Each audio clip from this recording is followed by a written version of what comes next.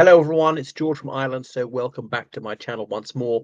And this video is about special educational needs. I'm talking about the United Kingdom principally, which is where I'm resident, but it applies to much of the world. So special educational needs are things like dyslexia, dyscalculia, dyspraxia, various psychological disorders as well, attention deficit disorder, attention deficit hyperactivity disorder, and so forth. So these things were only recognized in the early 20th century, but presumably they've always been around. Now, I'm not an educational psychologist, as you'll soon deduce, but there's a whole industry of educational psychologists and chartered educational psychologists who can diagnose people with these various conditions. And it is very useful to get them because then you get extra time examinations, 25% extra time, 50% extra time, whatever, allowed to speak your answers into something and turn it into texts and stuff like that. But I mean, so much for equality. The task is to do this within 3 hours, but some people are going to have 4 hours or 5 hours or whatever. So that's surely that there isn't equality. Yes, but they've got this condition. Well, but like, so what? I mean, life is time limited, whether you've got this condition or not. It'd be like me doing an exam in Japanese. Now, I can't speak Japanese, so therefore I should have some sort of translation tool. No, if I can't speak, I just can't speak it. Driving.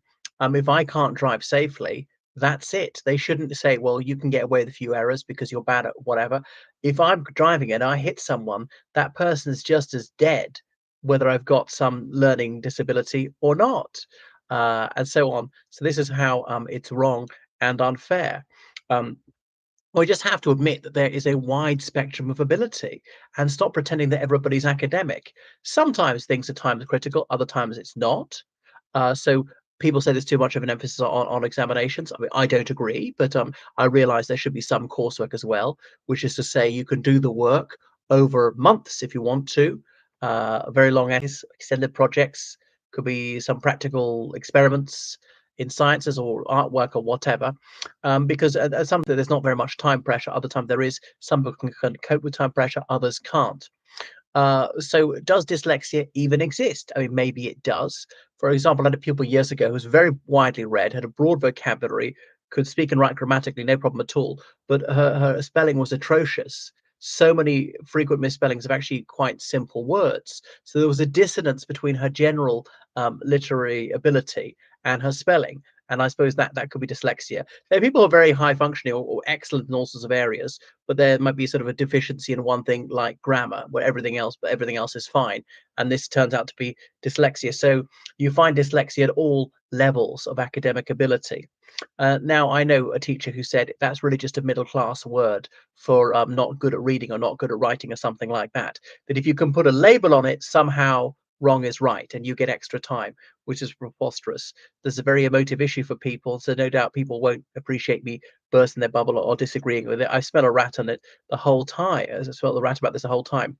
Dyscalculia, some people really can't do a lot of mathematics. They might be almost enumerate. All right. Um, but why should they get some sort of boost? Because reality is the same, whether you find something very difficult or not, whether you have a specific learning difficulty or not. I mean, we all have some difficulty learning. Nobody can learn everything. Nobody's going to get everything right first time. How severe does it have to be before you're diagnosed with a specific learning difficulty? Attention deficit disorder. I mean, some people take pills, these things. I had one pupil and his behavior was transformed within minutes once he took his pill. He was a different person, a much better person to deal with. But sometimes, is it just poor discipline? Is it poor parenting? Is it excessive tolerance for disruptive behavior? And we all have different boredom thresholds and so on. But there's an industry around this of educational psychologists and teachers and tutoring and so on. And then more and more people were diagnosed with this, a higher and higher percentage.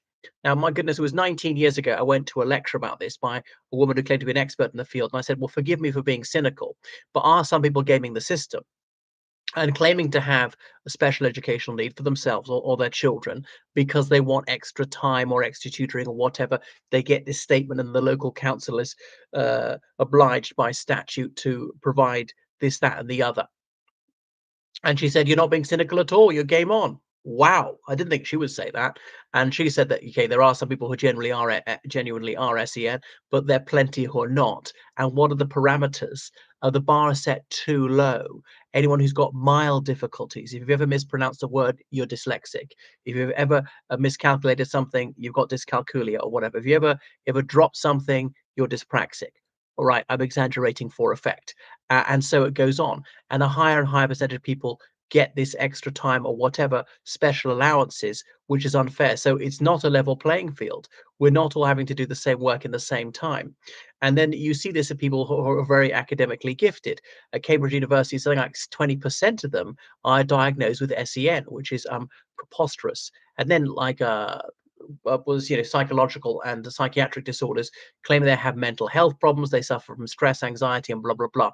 So we're not building resilience and telling people to man up. We need to be a bit tougher, and we need to grow up and so on. So universities bending over backwards to be accommodating and or just being overly accommodating of people who may genuinely believe that they have some unusual difficulty, or might be cunning enough to play it up and exploit the system to gain some academic advantage. But there's a crushing weight of expense of tutoring these people who get alternative provision, who get one-on-one tuition for £75 an hour, quite easily, in some cases, a £40,000 a year budget paid for by the likes of me. Higher and higher burden on taxpayers to pay for this, and not wanting to be discourteous, but to be candid, some people are uneducable. They're found as foundational skills at the very lowest level in English, and some people, even in their early 20s, can't pass it. And if they can pass it, what's the point? Their reading and writing is still such a low level. They can't work in any job where reading and writing is required beyond a very, very basic level, like be able to read the word exit or something. And so why should we be spending staggering sums of money to achieve virtually nothing when starving the National Health Service or universities and so on, or funding? So I realize this is very painful for parents. They realize that their children can never pass any exams, that their job prospects are very limited indeed. And again, it rises on the fallacy of thinking that we're all academic, we're all going to pass GCSEs or A levels, that most of the population get degrees, they're endless white collar jobs, which is preposterous. There are lots of jobs you can do even today when you're illiterate, like cleaning, like picking fruit, certain farm laboring jobs, some factory jobs, some construction jobs and things like that, and or enumerate to people who don't speak a word of English to jobs. I knew a woman who didn't speak any English at all, was a care assistant in a nursing home. And I really take my hat off to people in the United Kingdom who can't speak English at all, who find jobs, and it puts to shame those who are native speakers of English who claim for whatever reason that they're unable to work. So there's a crisis of entitlements. More and more people on benefits of one kind or another, unable to work because of their supposed academic difficulties or psychological psychiatric disorders, and then a heavier and heavier burden placed on the shoulders of those who do work. And then some people are going to say, well, what a chump I am. I'm no longer going to be giving the sweat of my brow to these people and working myself to an early grave. So for some people who are malingering, those who are just exploiting the system, I'm going to play up as well and claim to be disabled or just have such a severe learning difficulty. So it has become a monster. What are we going to do? But I don't think any politicians will have the courage to tackle this. And it's getting worse all the time. Where will it end? Thank you for watching my video. Make sure you subscribe on Patreon, donate to PayPal, georgecallahan79 at gmail.com. Goodbye.